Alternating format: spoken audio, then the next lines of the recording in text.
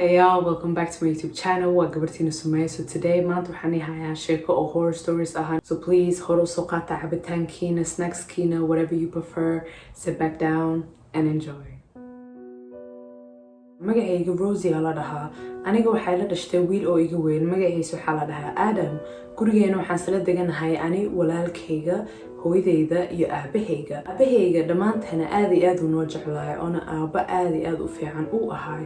Laakiin for some reason hooyadeyda aad waxay u necbaneed Adam. Anaga ma ogno the reason why ay hooyo Adam sasato dhan ay asaga ay u necab tahay mise waxay asaga ay ku aragtay aniga ku arkin oona aabahayga ku arkin. Adam wuxuu ahay walaalkayga iga weyn oona wuxuu ahay my best friend oona saaxiibka kaliya aniga aan haysto. Wax kasta gurigeena caadi normal ay ahaayeen. Hal maalin marka aniga aan soo kacay guriga barsada aan imaaday waxaan arkay aabahayga oonayo iyo hooyadeyda oo ag fadhida aabahayga oo dhahayso waxbaha walwalin wax kasta okay noqon doonaan. Badan maan fahmin because waagaas aad baan u yaraay.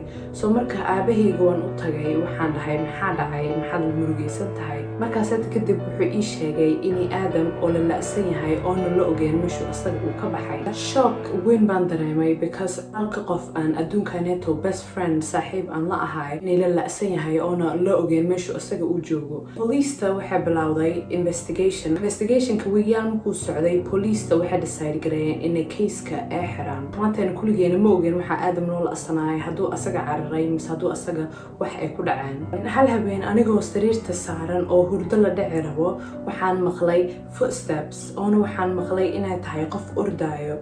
Marka aniga aan soo kacay waxaan arkay qof aniga sariirteyda igu soo ordaayo oona way soo hor istaageen. Kooda hore aniga wajigooda si fiican maanan u arkin because gudaha qolkayga mugdi saaid uu ahay. So wax yariis markay indhahayga la qabsadeen mugdiga waxaan arkay qofkii soo hor istaagay inuu yahay Adam. Marka wajiga Adam aan arkay aad baan u naxay oona maan hadlin because waxaan la yaabanaay Adam inuu hor istaagsan yahay maanta. After few seconds Adam waxaan ku dhahay maxaa ka khaldan maxaad la baxsatay. Dhamaanteen aad baan u murugaysaneen oona aad baan kaaga walwalnay halkee ka baxday maxaa kugu dhacay. Labada hore wuu qoslay markaas kadib qosolka markuu dhameeyay wuxuu dhahay kaale soo bax aan hooyo iyo aabo qolkooda aan ku ciyaarno. Ma ogi Adam waxa ka khaldanay iyo siduu dhaqmay weligeyga lahayga dhaqana asaga aan ku arkay ma ahan. Labada hore waa la waayay haddana markuu soo laabtay wuxuu leeyahay kaale soo bax raac aniga aan ku ciyaarno. Ka waalidkeen habeenbar isaga waa la yaabanaa waxa ka khaldanay iyo asaga siduu dhaqmay laakiin waxba ma dhahin because aniga waan faraxsanaa at least inuu Adam gurigeena u soo laabtay. Qolka waalidkeena markaan tagnay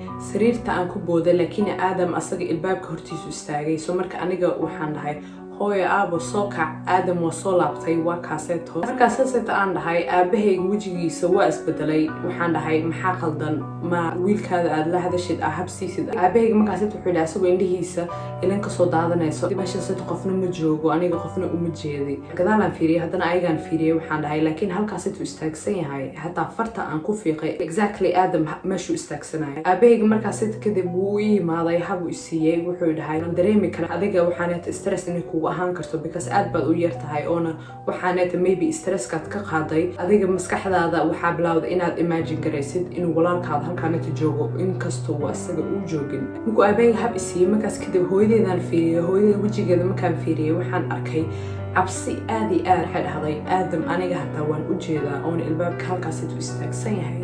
Markaas kadib hooyo waxay dhahday wuu qoslooyaa oona indhihiisa gudaha indhaha looma jeedo meesha cad indhihiisa waxay yihiin wada madow ay yihiin sida laba hool camal. Markaas kadib waxay noo sheegtay in Adam ay tahay bartaaseetuu istaagsan yahay iyo xilliga waqtigu istaagsan yahay ay tahay exactly ayada meesha asaga ay ku dashay.